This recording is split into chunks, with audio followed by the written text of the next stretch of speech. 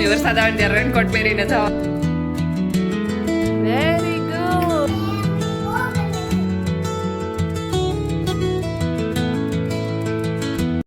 Hello friends, very good morning, જય Shri Krishna and જય Swaminarayan. Welcome back to my channel.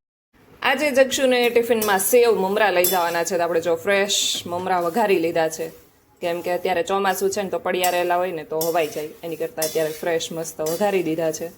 અને આમાંય તાજા વઘારેલ મમરાનો સ્વાદ બહુ મસ્ત આવે. અને જક્ષુ પણ અહીંયા જાગી ગયા છે. શું કર છો દીકા? બોલથી રમ છો? ઓ તે તો અત્યારે અહીંયા પાછી લાઈન ગોઠવી દીધી. ચલો હવે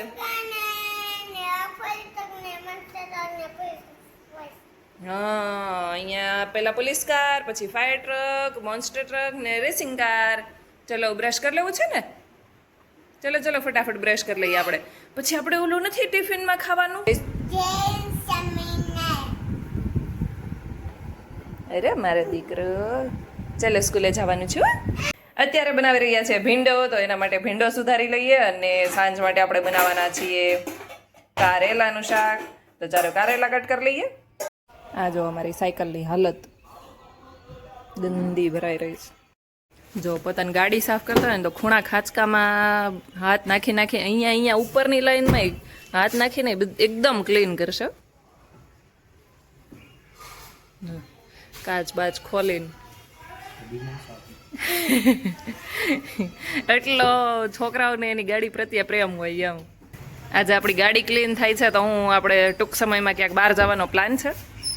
કેમ ગાડી સાફ થાય છે? ગાંધી થઈ ગઈ એટલે હવે કવર ઢાંકવાનું બંધ કરી દીધું છે. તો ગાડી એકદમ ચમકાવે છે, કાચ એકદમ ચમકી ગયા છે, મસ્ત ક્લીન, એકદમ ટ્રાન્સપરન્ટ. વૃષભ નીચે ગાડી સાફ કરે છે અને આપણે આવી ગયા છે ઉપર, કેમ કે હજી રોટલી ભાખરી અને સાંજનું શાક બનાવવાનું બાકી છે. બપોરનું શાક તો આપણે ભીંડાનું બનાવવાનું, તો એ બની ગયું છે. અને કારેલા અને બટેકા પણ બોઇલ થઈ ગયા છે. તો ચાલો આપણે કારેલાનો સંભારો કરી નાખીએ અને ભાખરી અને રોટલી કરી નાખીએ. જો કે ભાખરીનો લોટ તો હું બાંધીને જ ગઈ હતી. તો ચાલો આપણે ભાખરી કરી નાખીએ. એક ભાખરી તો થઈ ગઈ છે ને હવે એક જ બનાવવાની છે. આપણે મારી અને જક્ષુની સાંજે બનાવીશું. અને અહીંયા કારેલા અને બટેકા બંને બોઇલ થઈ ગયા છે, તો હમણાં વઘારી લઈએ. વરસાદ શરૂ થઈ ગયો છે ને જક્ષુને લેવા જવાનો ટાઈમ થઈ ગયો છે. હજુ એમ તો 10 મિનિટની વાર છે, ત્યાં સુધીમાં વરસાદ રહી જાય તો ઠીક, નહીંતર આપણે જક્ષુનો રેનકોટ લઈને જશું. એ કેટલા દિવસથી કહેતો હતો મમ્મી વરસાદ આવે ને ત્યારે રેનકોટ પહેરીને જવાનું, વરસાદ આવે ત્યારે રેનકોટ પહેરીને જવાનું. તો આપણે એનો રેનકોટ તો લઈ આવ્યા છે કેટલા દિવસથી, પણ હજી સુધીમાં એવું થયું નહોતું કે વરસાદ આવતો હોય ને એને સ્કૂલેથી લેવા મૂકવા જવું પડે. જો ઓછો પણ થઈ ગયો. મસ્ત મજાનું આપણું કારેલા બટેકાનું શાક બનીને રેડી થઈ ગયું છે. બપોર અને સાંજની રસોઈ થઈ ગઈ છે. અને અત્યારે હવે મને એમ થાય છે કે થોડુંક કંઈક ગળું બનાવીએ, તો આપણે રવો બનાવવાના છીએ. જો અહીંયા ઘીને ગરમ થવા માટે મૂકી દીધું છે, અને ઘી જેટલું લીધું એટલું જ આપણે રવો લઈ લીધો છે. એના કરતાં 3 ગણું અહીંયા આપણે દૂધ ગરમ થવા માટે મૂકી દીધું છે. ઘીની અંદર રવાને છે ને એડ કરીને આપણે શેકી લઈશું સારી રીતે, બ્રાઉન થાય ત્યાં સુધી. અહીંયા આપણો રવો મસ્ત મજાનો ડ્રાયફ્રૂટ્સ નાખીને રવો રેડી થઈ ગયો છે. હવે ખાંડ એડ કરી છે ને, તો એ મેલ્ટ થાય ત્યાં સુધી આપણે થોડી વાર હલાવીશું. અને પછી આપણે ભગવાનને થાળ ધરવાના છીએ. અહીંયા તમને કાજુ પણ ગોલ્ડન બ્રાઉન દેખાતા હશે, કેમ કે જ્યારે હું ઘીની અંદર રવો શેકતી હતી ને ત્યારે જ મેં એડ કરી દીધા હતા ડ્રાયફ્રૂટ્સ, એટલે સરસ એવો ક્રન્ચી ટેસ્ટ આવે. હા, જો જક્ષુને હોમવર્ક આવી ગયું છે ને, સ્કૂલેથી આવતાની સાથે ભાઈ હોમવર્ક કરવા માટે બેસી ગયા છે. હે, હમણાં જ ફિનિશ કરી દેવું છે ને ફટાફટ. પછી આપણે શું ખાવાનું છે? રવો. યસ. આવતાની સાથે જ જક્ષુએ એનું હોમવર્ક ફિનિશ કરી દીધું છે. છેલ્લું છે હે ને? Very good. ફિનિશ. પવન જો કેટલું કચરું ઉડે છે ને, જોડે જોડે આ ઝાડવા હલે છે, એ ઉપરથી ખ્યાલ આવી જતો હશે કેટલો પવન છે. કદાચ પવનનો અવાજ આવતો હશે. કેટલા ઝાડવા હલે છે, બહુ પવન છે. વરસાદ હવે ક્યાંક હશે કે આવવાનો હશે, એવું કંઈક હશે.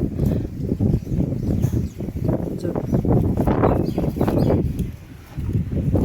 બપોરનો 1 વાગ્યો છે, પણ વાતાવરણ જો એકદમ વાદળિયું વાતાવરણ છે. ભગવાનનો થાળ બનીને રેડી છે. ચાલો ભગવાનને જમાડી લઈએ. રોટલી, ભીંડાનું શાક, રવો, છાશ, જમો જમો રે પ્રભુ થાળ જમો. એને શું કહેવાય? ફૂટબોલ. ઓ તો ચલો મારો ફૂટબોલ ને. હા મારો મારો. ઓ આપણે જો આ મેકડોનલ્ડ માંથી આવ્યો હતો ને ફૂટબોલ એને ફૂલાઈ દીધો છે અને અત્યારે ભાઈ રમવા માંડ્યા છે. કે જક્ષુ મજા આવે તને? બહુ ગમે છે. ઓ કિચનમાં ચલા ગયું. જો જક્ષુ પાસે છે ને એક આ ફૂટબોલ ઓલરેડી હતો અને આ ફૂટબોલ ભાઈને કાલે આવ્યો છે. ચાલ આને દે અને દે. અરે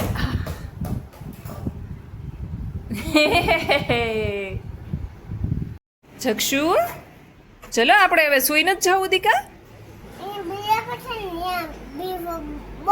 ક્યાં છે બી ફોર બોલ?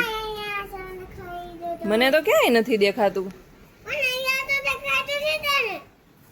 અમે આવી ગયા છે નીચે. થોડી વાર જક્ષુ રમી લે ત્યાં સુધી બેસીએ. સાયકલ ચલાવી છે ને? હિંચકા ખાવા છે તો તું સાયકલ લઈને આવ્યો છો તો સાયકલ ચલાવવાની બેટા. મમ્મા થોડી વાર અહીંયા બેસે ને તો સાયકલ ચલાવ.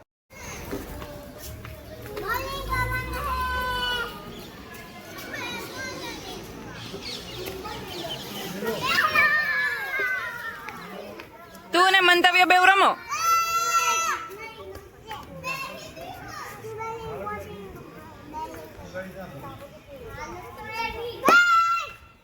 અહીંયા આપણે બનાવી લીધી છે ભાખરી. જો કે શાક તો બપોરે જ બની ગયું છે, ખાલી ભાખરી જ બનાવવાની હતી.